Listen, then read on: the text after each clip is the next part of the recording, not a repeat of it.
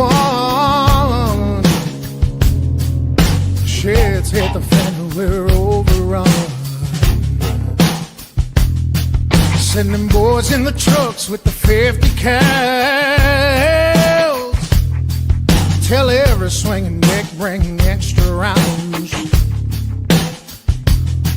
Hang in now, boys, we're on our way. Don't send them all to heaven before we get a taste. Whoa, cry havoc, let's slip the doors away. What you gonna do? And happy Sunday to you all. Welcome to the Double S podcast on the Heroes Media Group. What's happening, folks? Hey, man. Hope you guys have been having a fantastic weekend. Enjoying some outdoor time. Don't care what you're doing outdoors, as long as you're getting outdoors. Make sure you keep doing that. It's a great place to unplug, get away from all the craziness and all the mess that is on our phones, on the TV. And yeah, man, spending time with family, friends, the outdoors. I actually had myself a little Sunday church service today on the lake. First thing in the morning, got up early, went out to the lake. And if you've been following along, you know I've been kind of going through this, a little bit of a transformation here. I have been pulling back from and leaving behind a chapter of my life that involved heavy tournament fishing. For a lot of years, man, out of my bass boat and out of my kayak, I chased, that deal around the country. And I've had an amazing time, met amazing people, great experiences. But there's also been some negatives that I realized from this, and that is that it started to steal from me what I originally loved about fishing as a kid and as a young man, and what got me into it and going after. This thought that I'm trying to better myself this, better myself that, doing this competition, it pulled away from, quite frankly, what it is that I try to bring to people on these events, these field ops events, which is just the outdoors, man, letting Mother Nature do its work with you. And I got to tell you something, man, for the first time in a long time, I went out fishing today, and I didn't care how I fished. I wasn't trying to improve a skill set. I wasn't trying to do something on my electronics. I just went out. I didn't feel rushed. I didn't feel like I was on a clock. And brothers, I'm telling you right now, it felt like an old friend came back and locked in, man. It was amazing. The Stanley Lake showed out for me today. Lots of fish, playing around there, just doing what I was doing. And we caught a lot of fish today. And just enjoying every bit of it. When it was time to, get back out of that heat before the Colorado sun tried to kill me, I got out of it and got back to the truck, got home, felt good, and feel recharged, man. And so, yeah, I'm feeling like it's the right path for me. We still have a state championship. We're going to go fish at the end of the year.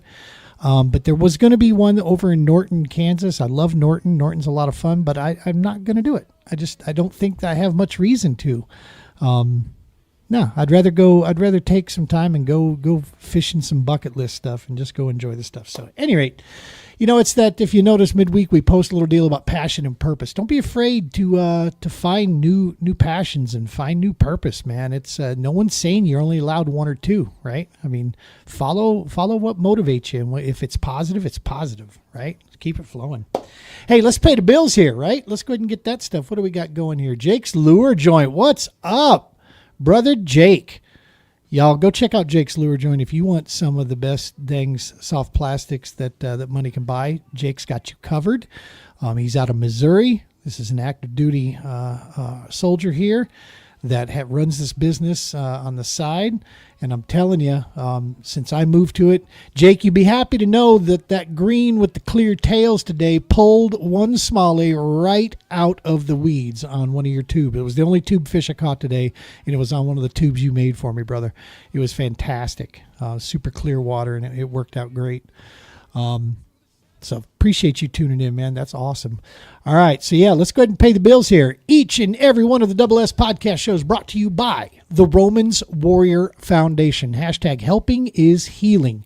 Go check out romanswarriorfoundation.org. Check out all the alternative ways of healing and just flat out awesomeness that the Romans Warrior Foundation brings around the country to our brothers and sisters and communities throughout. Of course, one of them, the major one, is the Global War on Terror's Wall of Remembrance. We're the only traveling mobile monument that is dedicated to the entire GWAT era.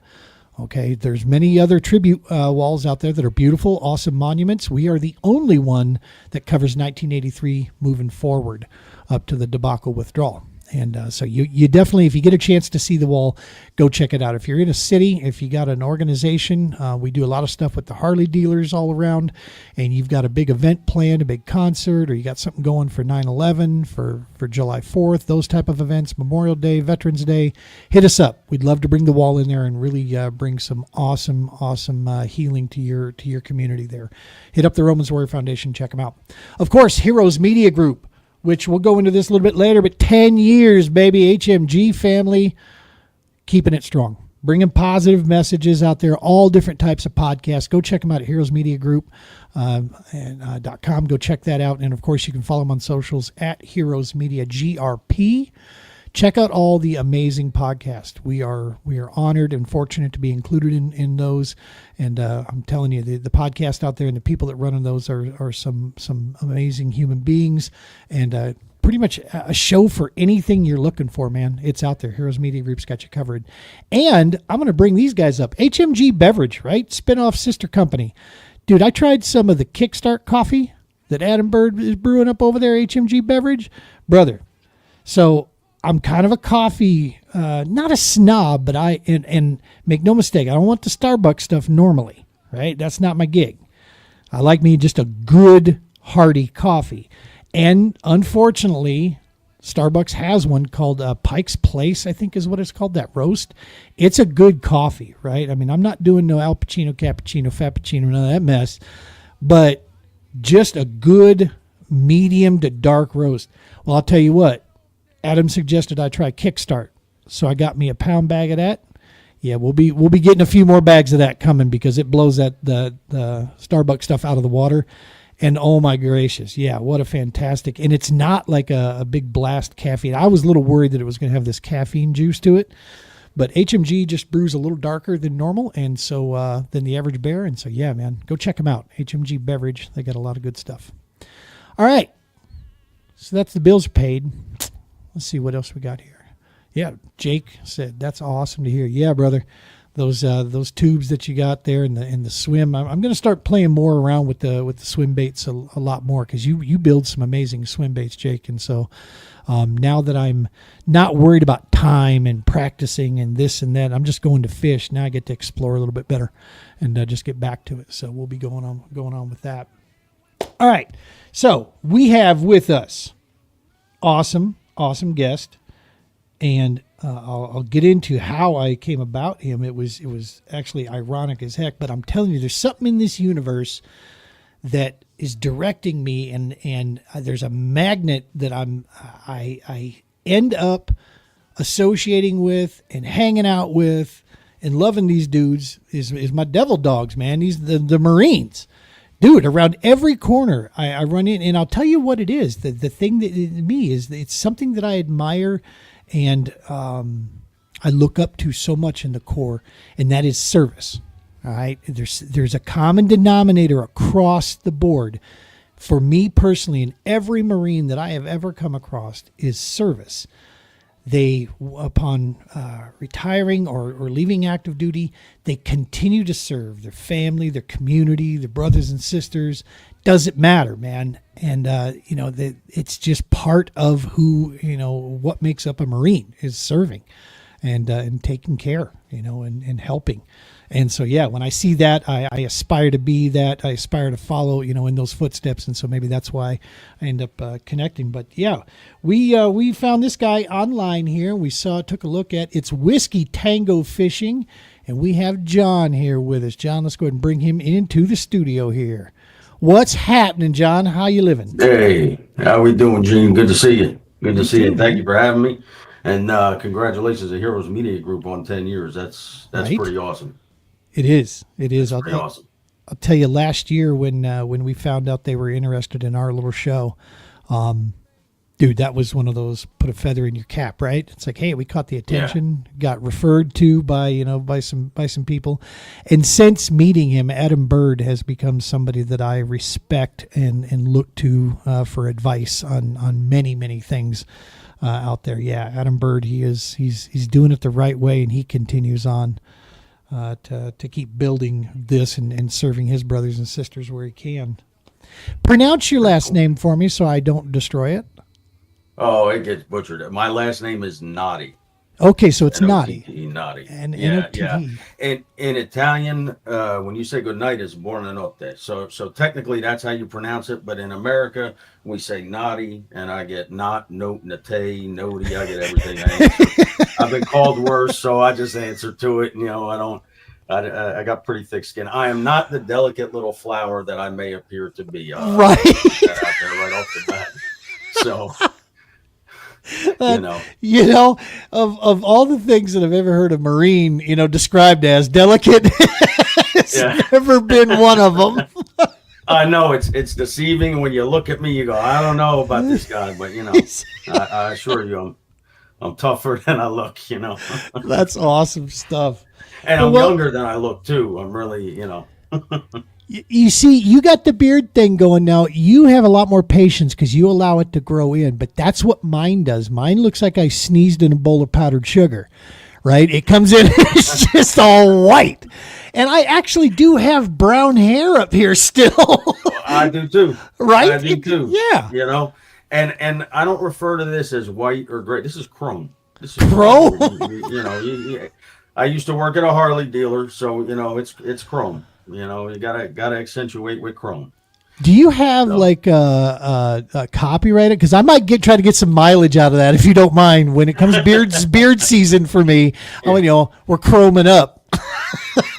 You're more than welcome to use it. I appreciate that, things man. just come out of my mouth sometimes, and I just kind of roll with it.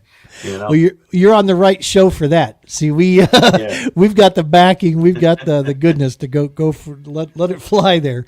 Well, this is awesome, man. So so how I found you. Obviously I work diligently to control my feed on social media, right? Because I'm looking for influencers. I'm looking for people that are making a difference out there. And unfortunately, the way the algorithms work in social media land, you get a bunch of other crap. So I unfollow a lot of stuff and I say, hide, this doesn't pertain to me. Get out of here. I don't want to see this. I want pit bulls and fishing and service, man. That's what I'm looking for, right? And humor, right? I like dark humor, so that's what we're always tuning into. Well, lo and behold, Whiskey Tango Fishing shows up on my feed, and I'm like, hey, sweet. What's this? So I start checking into it, and bang, dude, that's how I reached out to you. We started chatting, and boom, that's literally so another positive thing. It's not many, but social media can provide those connections, right? And it can connect people. And it's good to hear that you came across, because I'll tell you, when I started this, it's been a struggle trying to figure out the algorithms, because every social platform, the algorithm's different, right? I'll post stuff on one and it takes off like a rocket, and then I'll post the same thing on something else and it's like a dead fish floating in the water, and I'm like, what is going on here? But I'm a Marine. I'm stubborn. I'm the kind of guy that I have a severe fear of spiders, so I got some pet tarantulas to try and overcome that, right? That's how I am. I'm going to keep beating my head against the wall until I knock myself out or the wall comes down, right? And that's the thing. I mean, life throws stuff at you. You got to figure out a way to try to keep moving forward. So I'm keeping at it, but it's good to hear that the algorithm did work and that it showed it to you and it was something that you were interested in. That is refreshing to me and reassuring. Yeah, And oftentimes we know the negatives, right, of social media, right? We all know that. Yeah. But there are some positives, man, that if you work with it enough, you can use it for good stuff, right? You can make connections, you can stay in contact with people, people you serve with or whatever. A lot of times you can find them that way, So yeah, there's some cool stuff. And you're right though, so Jake is telling us here that it's all about the hashtag and the time of day is what he has noticed. Yeah. Yep. Yeah, it probably And is.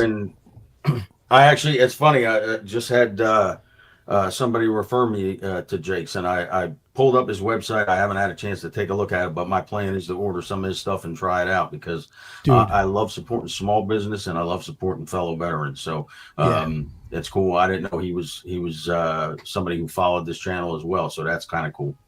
Yeah, Jake's down in Missouri, man, and I'll tell you, just from angler to angler, his stuff's legit. It's the perfect balance of, you want your soft plastics to have lifelike presentation, right?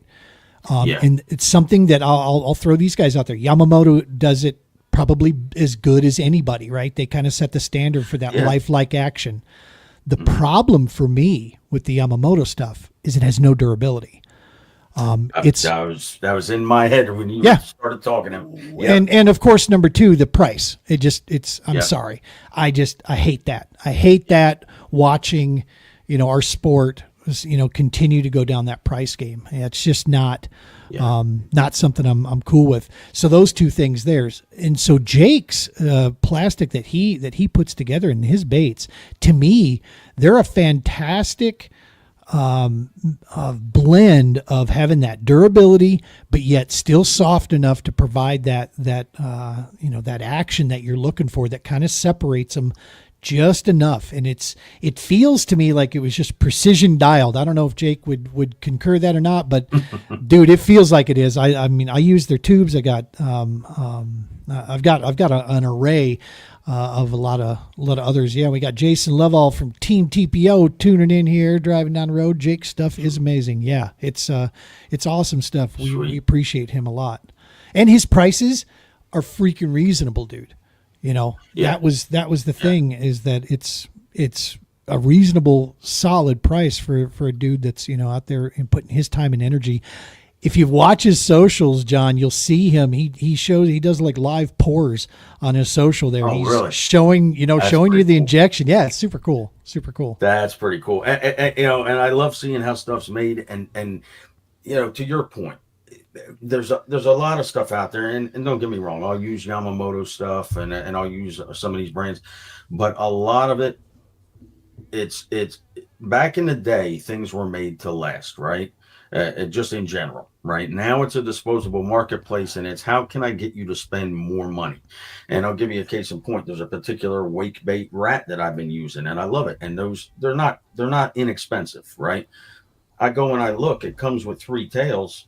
You can't buy new replacement tails. So what do I have to spend another $40-$50 on a new bait every time I need another tail?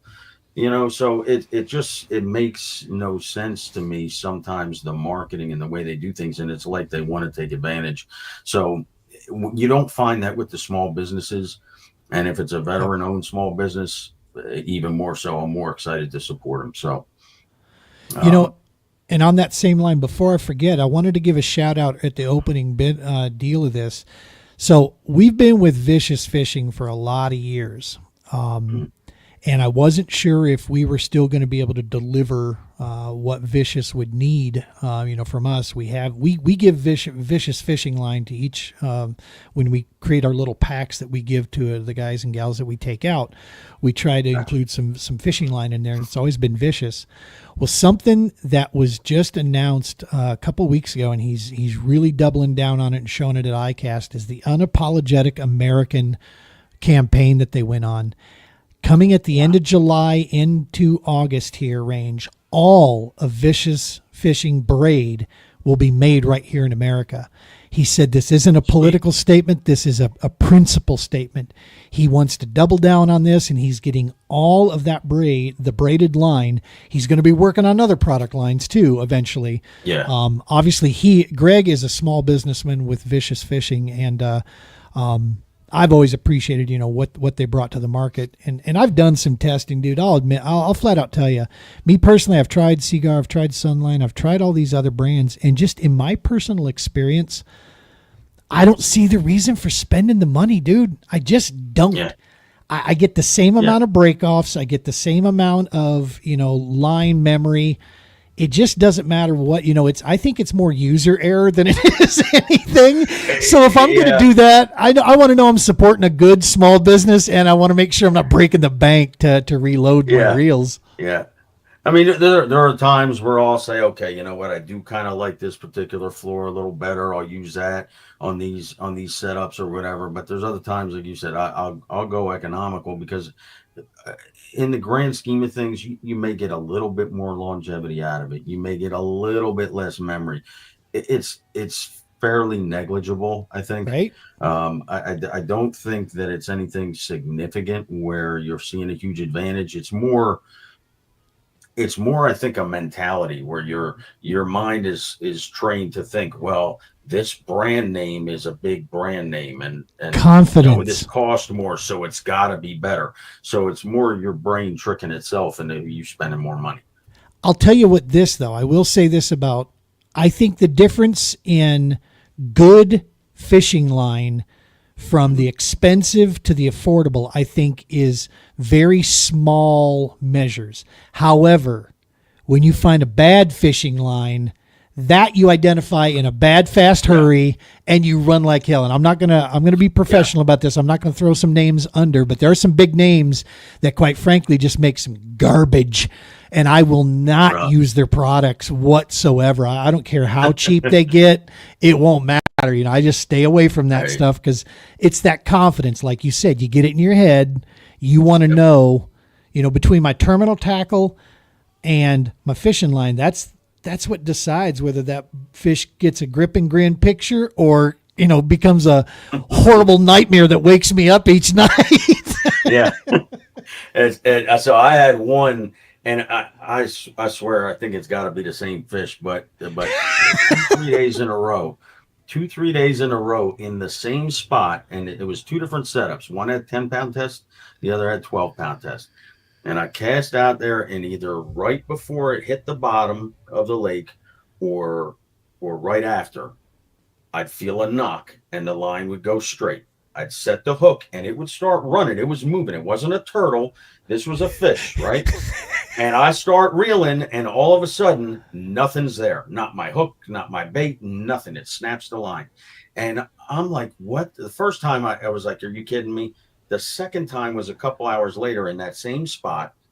And then the third and fourth time were the following days.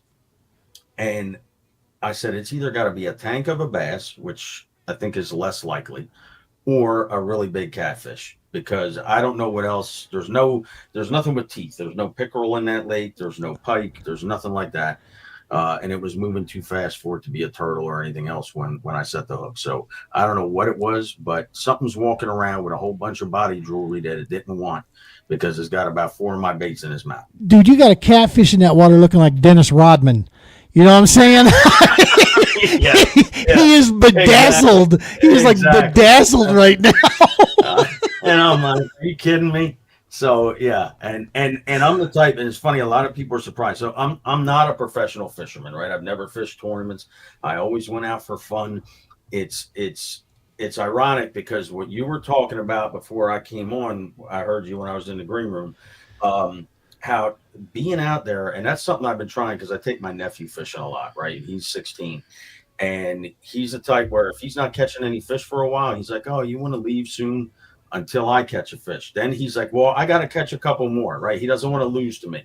Right. But I'm trying to teach him, like, it's also about being at peace. Out here, you got the birds, you got the frogs, making their noise.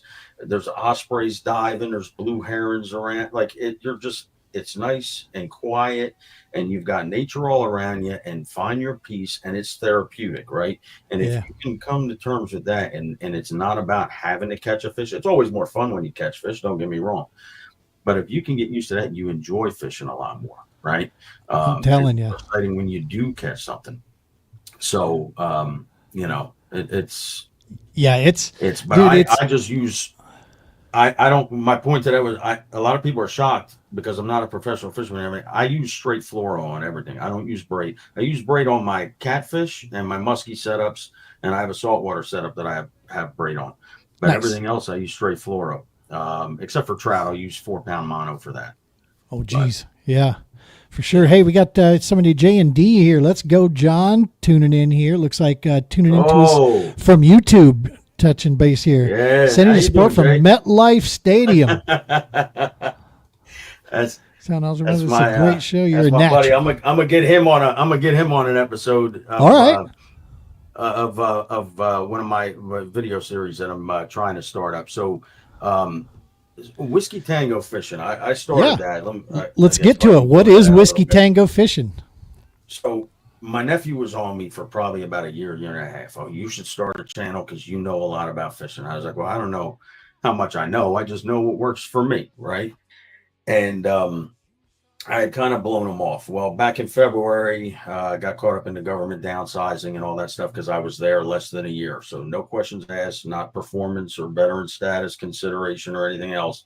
If you were there less than a year, you were gone. So I said, okay. And one morning I was on Indeed firing out applications and I thought, you know what? I'm doing this in the morning and I'm spending the rest of my day fishing anyway, right? I've got the camera equipment. Why don't I throw this up against the wall and see what sticks, right? So I started going out and it started as me just because I was banking footage initially and it was just me going out talking about like taking people on my fishing adventure, showing them how I rig things up, what lures I'm using. They could see what worked and what didn't, make their own determination if it was something that they wanted to try out as well, and go from there. But again, like you said, as a Marine, I always like to include a service element to it, right? And I was trying to think of what I could do. So I came up with a video series that I'm going to start and it's called Hook, Line, and Service. And what it is if there's I'm in New Jersey, so I've got to kind of keep it local right now until I get some income coming in as far as that, and maybe then I can travel. But um, if there's a local veteran or first responder who likes fishing and they want to take part in this, they can reach out to me, and there's a form on my website and everything else, and I'll meet up with them at their favorite fishing hole and we'll throw some lines in the water and we'll talk about their service or their story, what got them into fishing, what they love about fishing, whatever they want to talk about. And hopefully we'll catch some fish along the way because we're at their favorite spot, right? So Right. hopefully we're going to catch some fish. And as a way to kind of honor their service. And it's funny because about a couple of weeks ago, I had a Marine combat veteran reach out to me. There's a post about it on my pages, on my socials. His name is Matt Bryson. He's a Marine combat vet, and he just earned a spot on the Team USA surf fishing team. And he's going to be competing in the Pan American Championships down in Costa Rica later this year. And I think that some or a lot of the expense falls on the individual members. So he was looking for like donations and sponsors and people to spread the word about his his dream here, his accomplishment, and making his dream a reality. Yeah. So I'm sending him a hat and a T-shirt and everything, and I've been spreading the word. And I gave him what I could afford to donate. I sent it to his GoFundMe, and we're working out right now. We're gonna set up. He's gonna probably be the first hook, line, and service video episode for that. And what we're thinking we may do, it's not finalized yet, but we're thinking we may go out and actually do some surf fishing. So it'll be a learning experience for me. Very It'll cool. be more practice time for him, and we'll get to share his story out there and get it out to hopefully more people. Dude, and it's a hell of a job that you're doing with that, because the filming and the editing is, I mean, to me, it's a full-time job. It's what really turns me away from doing a lot of the video stuff. I got to find a way to because we want to document more of our trips and so forth that we do, to try to show people, give somebody a visual 10, 15-minute deal to show them what one of these camping trips could, can potentially be. And that way, to help people with understanding what their support goes to. And we're evolving it. We're changing it. We're trying to make it better, and we're trying to stay more true to it. So, but yeah, the filming stuff that you get into, your content is really good. I like it. Where did you pick that stuff up, man? Where did you learn to start getting? Do you use technology to help you out, or what's? It's that Marine mentality, right? Accomplish the mission, right? What do I need to do? So I taught myself Final Cut Pro, and I'm no expert at it by any means, but like you said, it's actually more. People think when you do a YouTube thing or you do this social media, they're just recording a video and slapping it online. It's easy. No, this is more work than a full-time job, because you have to be, for the people that don't do it and don't understand, you have to be the content scheduler, the producer, the director, the lead actor, the editor, the video editor, the social media manager, the website designer, the merchandiser, the marketing guy, like everything, right? Head cook and bottle washer, right? Right. And I'm literally combing, like I'm filling up 512 gig and 1 terabyte micro SD cards. And then I've got to comb through all that footage, because I'm not going to put a bunch of dead footage up there, right? So I've got to pull out the clips where I'm talking about something relevant. I've got to pull out the clips where I have a catch, right? And I've got to splice everything together, and I've got to make sure it looks smooth and everything else. So it takes a lot of time. And then when I hit the button and have it start rendering the files, I walk away from the computer, and that's when I take my break, right? And I usually take the dog for a walk or something like that. But it's literally like I can work around the clock, because if it's a sunny day, I'm usually out fishing. And if it's a rainy day, I'm at the computer all day, and I'll be at the computer from sun up until like 2:30 in the morning. Yeah. And, now, because it's a lot. Do you record in like 5-minute, 10-minute blocks or something, or sometimes does it vary? It varies. Sometimes I let it go, and I've got 30 or 40-minute clips. But if I'm changing out a bait, or I'm, or something like that, sometimes I'll stop the video. I try not to stop the video, and the reason why is kind of funny. I was on one side of the lake a few weeks ago, probably middle of June, and a guy moved out of a spot that I was eyeing that I wanted to go over to, right? So when he moved out, I came around and I go in the water, and I had passed his buddy as I was walking around, and I asked him how they were doing. He said, a couple. He says, my buddy just had one break his line off, took his lure. And I said, oh, okay. So I get in the water. I'm usually like knee deep in the water, right? And I look down, and 2 feet in front of me, there's a 2-pound bass. Oh, and he didn't move. He's just hanging out right there. And I'm looking, and it looked like he had something in his mouth. What the heck? So I get out and I asked them if they had a net, and they said no. And he says, why? And I said, did you lose a lure? He says, no. And I said, well, there's a fish over there. It looks like it's got something in its mouth. He goes, oh, is it a jig head? If it's a jig head, it might be mine. I'm thinking, you just told me you didn't lose a lure, right? So anyway, I go back in the water, and this fish isn't going anywhere. And I tried to use like a branch to kind of steer him a little closer to me, and he wouldn't move. He didn't scatter either, though. So I had turned the video off, because I'm like, I'm not casting a line out. So I turned the video off. I bent down, and I reached, and I grabbed his tail with my right hand, and I slid my left hand under his belly, and I lifted him out of the water. He just let me do it. Oh my gosh. Yeah, he was gut hooked with an EWG that somebody put on a swivel, which to me, that drives me nuts. That's just lazy. Tie the thing on, right? You don't put an EWG on a swivel. Right. But so I get the hook out of him, right, without causing any more damage and everything else. And as I'm slowing him down in the water, the minute his tail hit the water, he knew, and he got all excited and didn't even say thank you. He just shot off.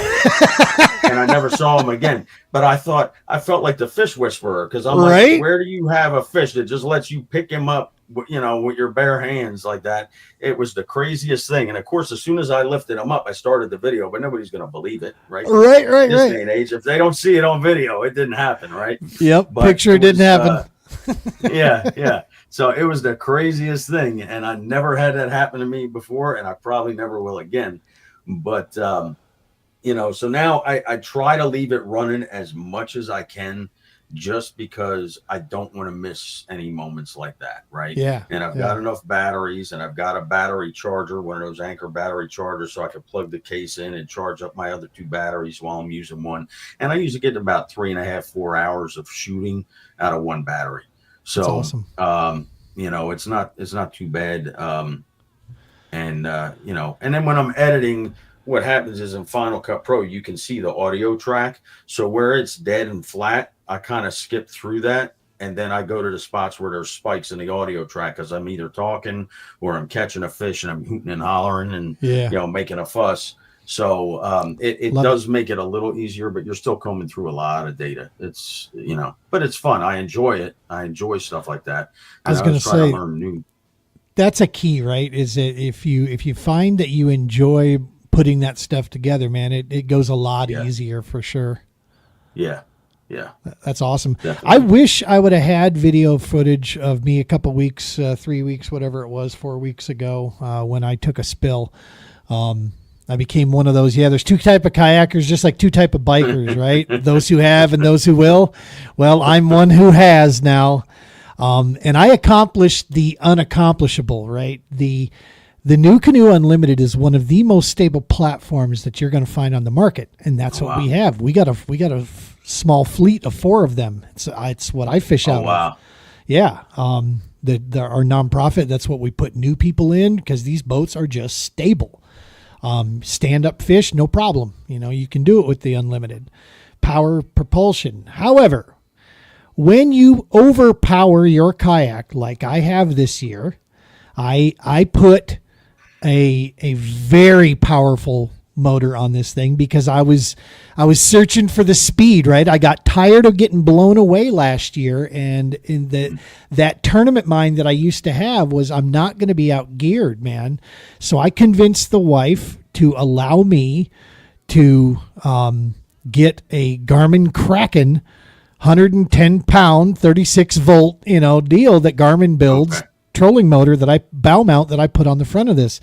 And on a bow mount, I can pull about 6.3 mile per hour with this kayak. Dude, I can haul the mail. Yeah, she's moving. Well, here's a tip. At near full speed, do not turn hard right. Because, yeah. So between the extra weight, because I've got the 36 volt and I got a pair of 12s that run all my live scope and everything else that I put in this thing, I'm pushing that 650 weight pound capacity that the Unlimited can carry. And so at full speed, almost full speed, I hit the stupid foot pedal with my foot, and she turned hard starboard side 90 degrees at just shy of 6 mile an hour. And so it went in the drink. I went, and that enough momentum, and I probably grabbed the seat on the way over with the pucker factor. And yeah, I rolled an Unlimited. She went ass over tea kettle, hull straight in the air. Yes, I wish I'd have had video footage of that, because. How much gear did you lose? So yeah, and I'm usually that guy, bro. I'm usually the guy that makes fun of other people for not tethering. And on this day, I violated so many of my golden rules. Like, one of my golden rules is after long drives, I never just go right to the ramp. Okay, I usually stop. I get out of my truck for a while, like at a gas station or the hotel, and I get my bearings about me. Take in my surroundings, know where I'm at, what's going on, and I get my brain into fishing mode. Well, I came right off the road, went right to the ramp, jumped down to the ramp, put all my stuff in, didn't tether a single rod or reel. Didn't tether my foot pedal, which is a $300 accessory for Garmin's machine. Yeah, and so I donated 10 rod and reel setups and a $300 foot pedal right to the bottom of Elwood Reservoir.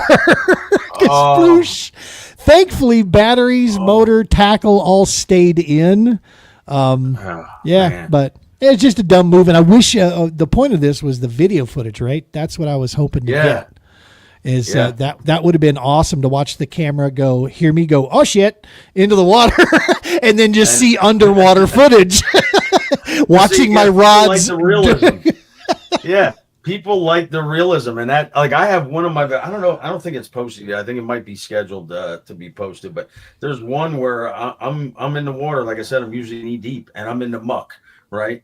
And I had cast out, and I was walking sideways as I was picking out. I had a little bit of overrun, right? So I'm pulling that out of my bait caster. Well, underneath the muck, there was this log, and it had a slime built up on it, and I stepped right on it, and all you see in the camera is everything going up, and I ended up on my back, and I left. I was like, I gotta leave this in. Like, I don't acknowledge it so much, but like, if people are watching it, they're gonna see that I wiped out, but I don't, I don't care. I had to fight a 35 pound snapping turtle a couple weeks ago. That was not fun.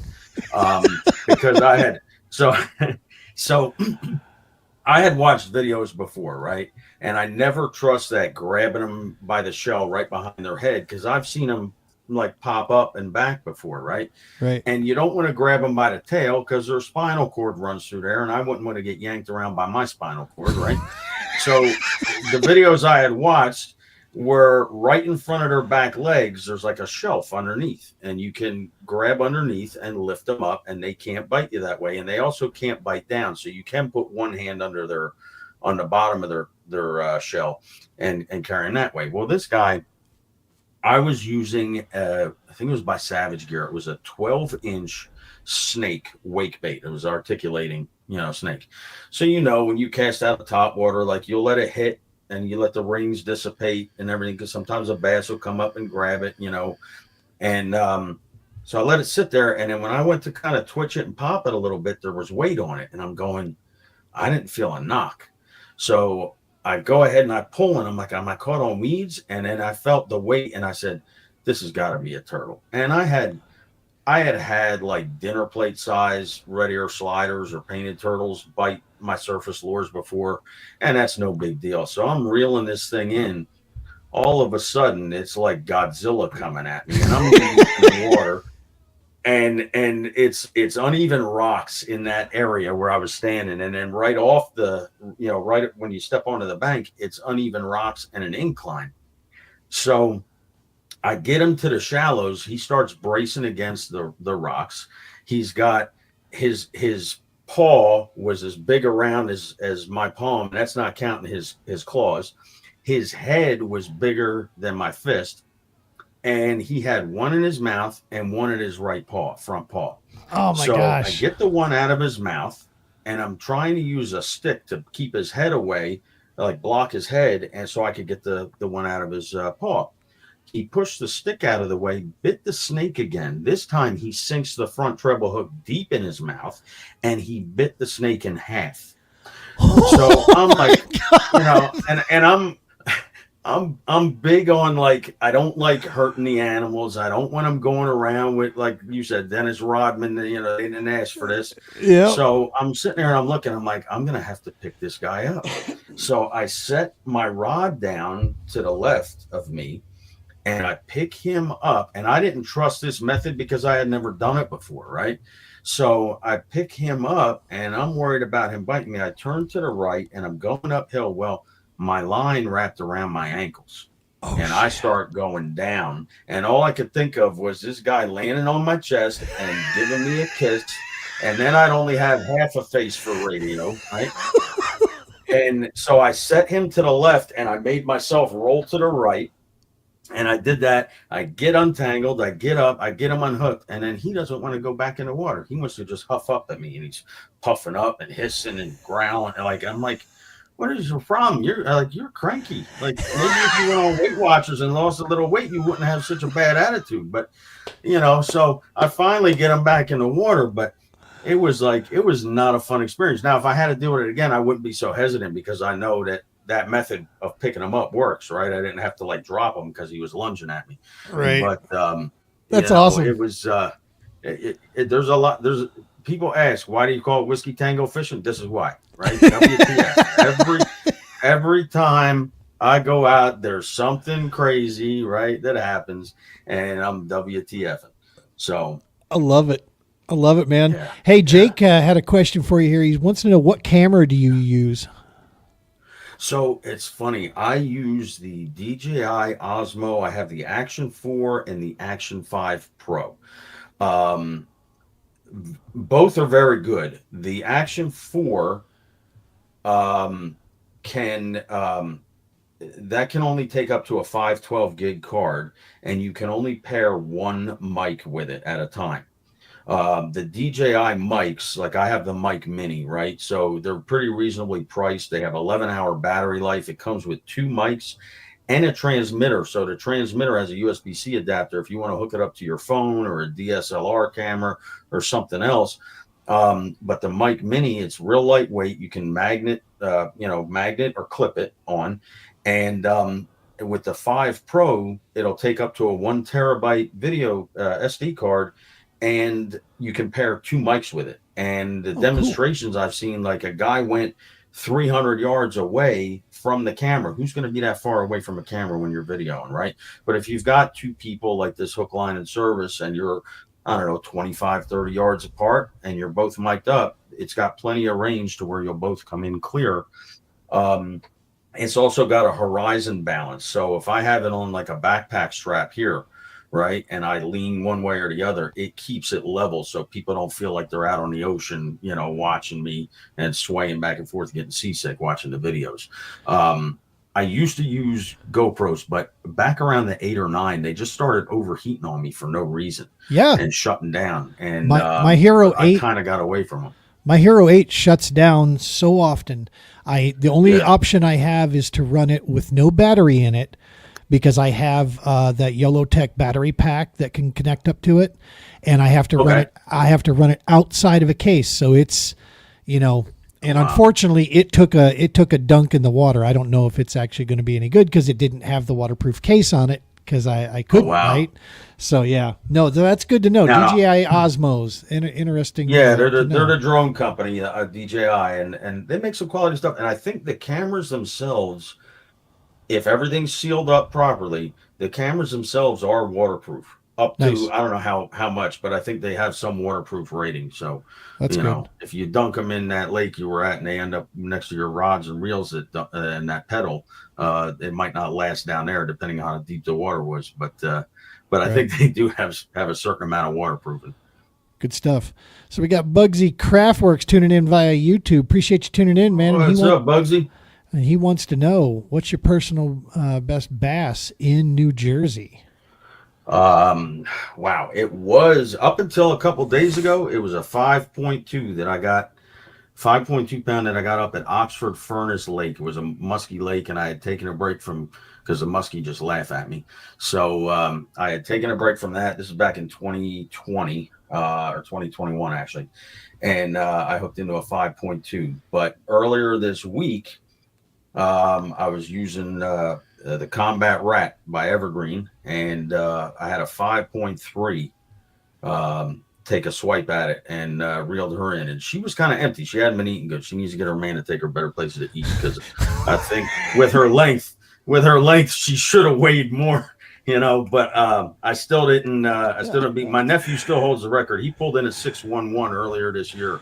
And it's funny because I always joke with him that he stole my fish, because we were at this lake and he wanted this particular spot where there's like a little dock and everything. And I said, okay, you can have that. And he wasn't getting too many bites. I had gotten a couple, and I have this castable sonar. So since I'm not in a kayak right now,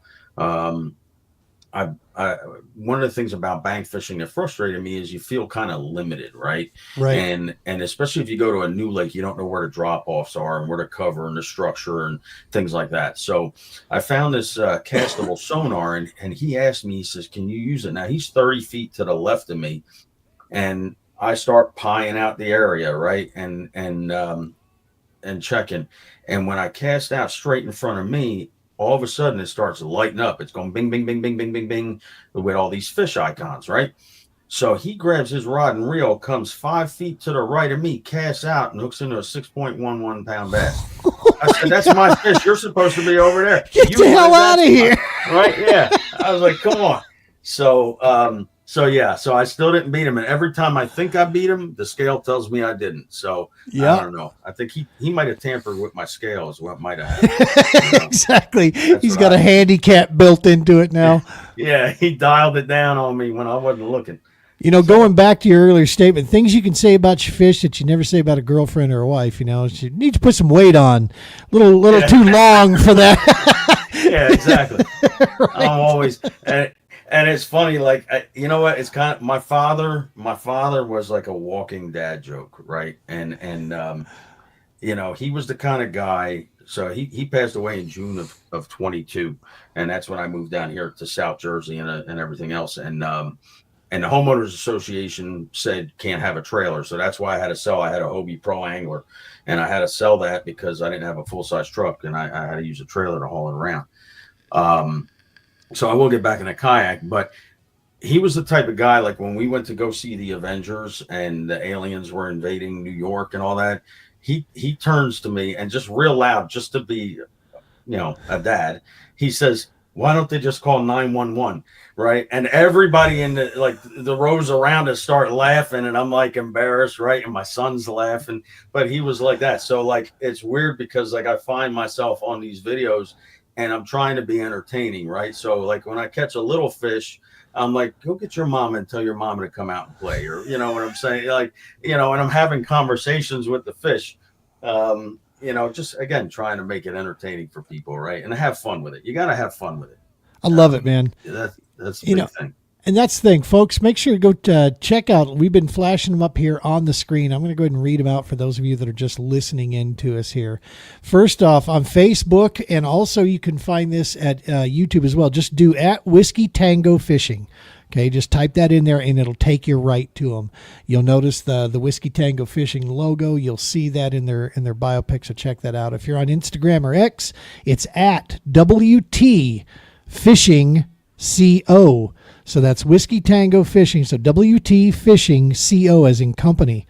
You'll find that on Instagram and X. And then for you talkers that are out there ticking, do it at Whiskey Tango Fishing CO for TikTok. That'll get you set out. Go check out the content. Dude, you're doing awesome work. Freaking love it.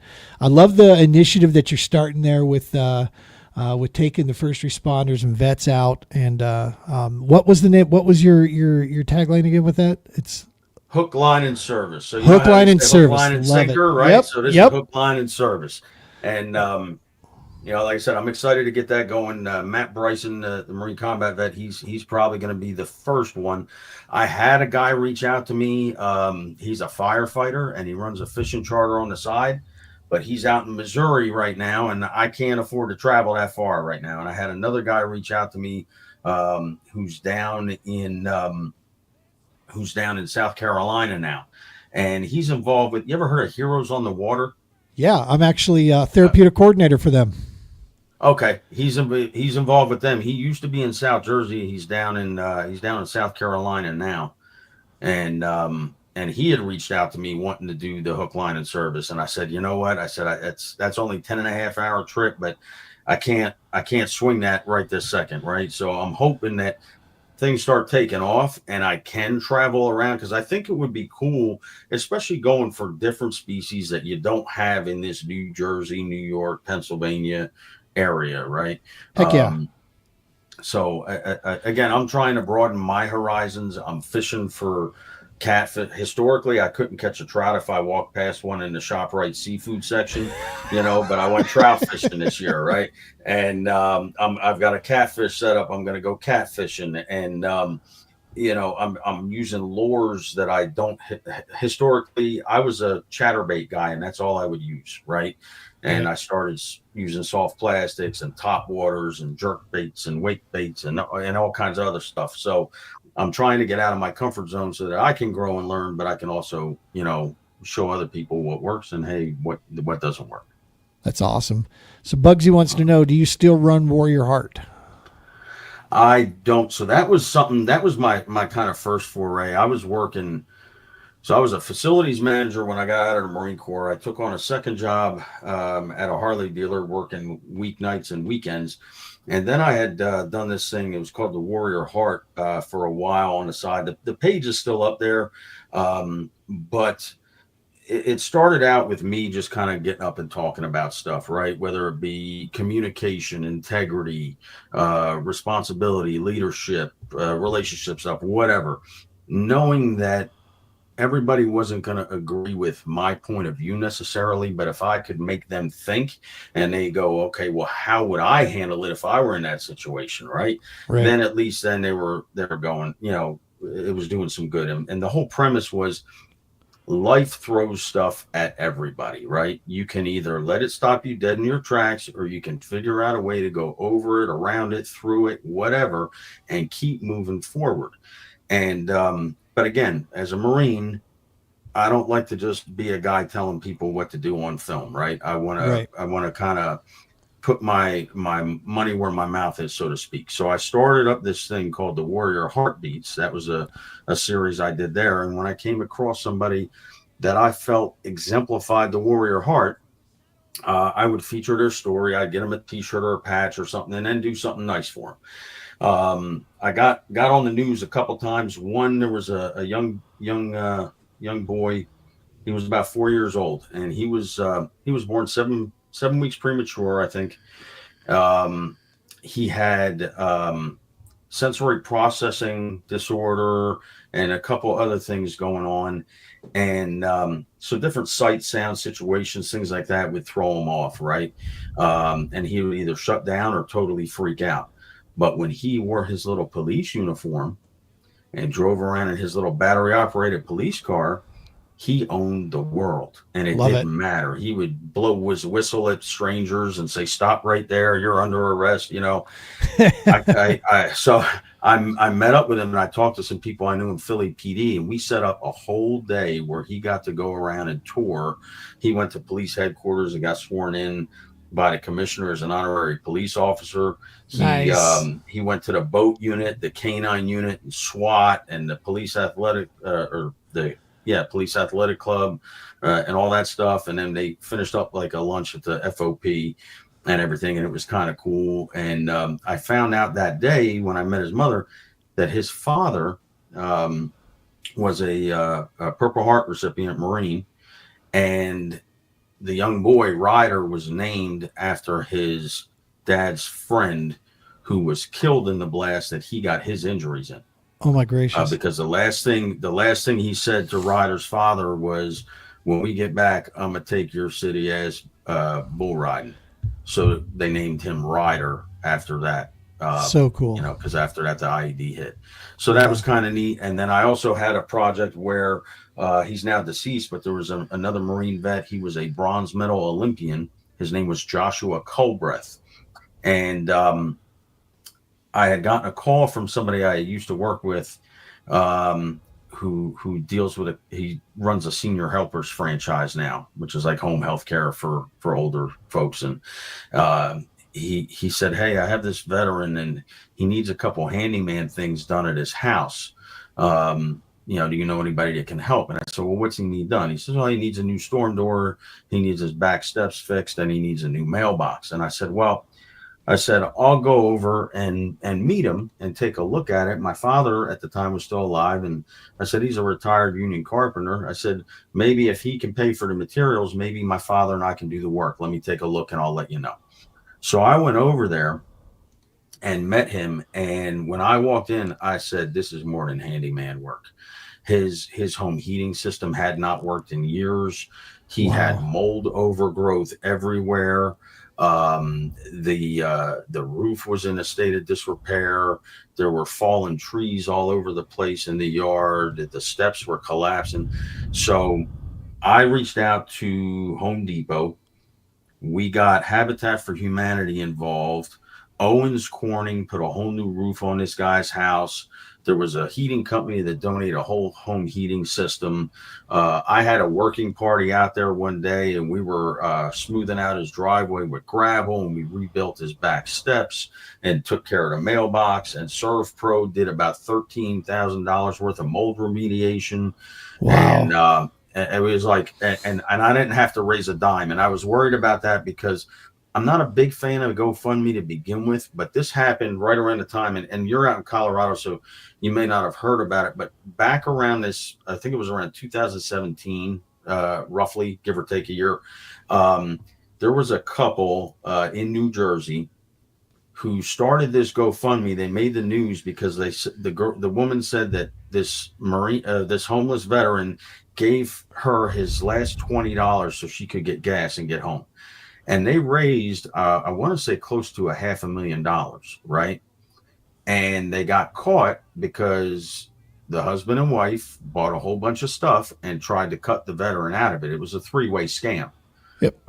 He didn't give them any money. So the last thing I wanted to do at that point was, hey, let me go on GoFundMe and say, give me money for this veteran, right? Because of the stigma around it and everything else. But we were able to get a lot done and was able to get on the news for that. But yeah, I haven't been active with that probably for several years just because I had a lot going on and now I'm starting up this new venture. Yeah, for sure. So. Dude, and trust me, you're talking a story that we deal with on the daily, from the nonprofit side. We've seen, what goes on out there. Transparency is a massive, massive big deal for me with the TPO. Our books are wide open for anybody to look at them, and all day long. As far as how we set that stuff up, because that's from day one, that's been a deal. I'm in a unique situation. My family does very well for itself, and when I say my family, I mean my wife. Right, I outkicked my coverage with this woman. Not only is she far more successfully financially and professionally than I ever have been, but she's also just an amazing human being with a kindness and an intelligence and a sweetness to back my silly whims that I go out for these things. She's definitely my best friend when it comes to that stuff. And we always said from day one is transparency will be the number one thing for us.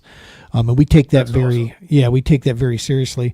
And these scams that get done out there, man, they damage everybody. Not just the scam. The scam is like the least amount of damage. What it ends up damaging are the good nonprofits that are trying to do solid, good, strong work out there, right? Total different podcast, though. We're going to get into that in a couple of weeks. I'm going to be putting together a show where we're going to talk about a bunch of that stuff. Dude, this is awesome stuff. And you are a Marine through and through. There's no question. I'd have picked you out of a crowd if I heard you talk. What gave it away? The beard? It's the chrome helps, but no, the service, brother, the continued service. Of course, I love the WTF and Marine colors there. That's awesome too. On your shirt, love that. Brian Romans, who is a consider him a family member now. To me, he's a brother of mine. He is a combat involuntarily retired combat Marine. And he has taught me more than what a younger guy than me should, but has helped me navigate through getting things, my new purpose in life, lined up, and a motivator for what service truly is. And so, yeah, from day one, I've been indoctrinated in, man. I've not gone through the crucible or anything, obviously, but I have a special place in my heart for all Marines, man. You guys are an amazing group of human beings. I'm damn proud to have you guys there, and damn glad to have you there, because holy crap, I appreciate that. Goofballs like me get to keep trucking out here, right, doing this mess. Hey, if you ever want to have some fun with them, I don't know if you guys can get a hold of it out there or not. There's a company called Icarus Brewing, right? And they sell a beer. It's an IPA, and it's called Drinking Crayons. And if you know about Marines, you know they call us crayon eaters, right? Joke's on you, purple tastes good. Yeah. and this, I said, wow, it's like they made a beer just for us Marines, right? And I love the stuff. I like a good IPA anyway, but this goes down really smooth, and it's a pretty cool. I'll text you a picture of the can so you can see it. But Please do, if you because can find it anywhere, and you want to have some fun with them, get them a pack of that, and done and done. have fun with it. Yep, done and done. We'll have to go after that. Well, listen, man, this would be normally the part in my show where we kick over to our second series, but I'm gonna make an executive call on that. We're just not gonna do that second series here, the piece of our downrange, because this has been the perfect interview, the perfect getting to know who Whiskey Tango Fishing is, getting to know you. Folks, get out there and give Whiskey Tango Fishing a follow. Let's go down through it one last time here for you guys, and then you can go back and check this. Facebook and YouTube, just do at Whiskey Tango Fishing, all right? And you'll find him right there. Look for the logo. You'll get locked in. Instagram and X, it's at WT. That's Whiskey Tango Fishing CO, right? Charlie Oscar, Whiskey Tango, so WT Fishing CO, Instagram and X. And TikTok, you'll find it at Whiskey Tango Fishing CO. Go give them a follow there. Watch the content. I love the fact that you're just a guy that loves going outdoors, a guy dedicated to service, and just want to document the fishing piece. Too many times, I will tell you this. If there's something I've learned over the course of these years, and I've spent a lot of time in this industry, I hear people talk about our fishing industry and this and this and this. And brother, I'll tell you, I really feel like I've been involved in this fishing industry for a really long time, from the bass boat game, before a bass boat. My first bass tournament was out of a Bayliner Capri 16, right? I had a Force 125 on the back. And if I turned my hat backwards, ducked behind the windshield, and had a good wind, I could clock 32 mile an hour out of that critter, right?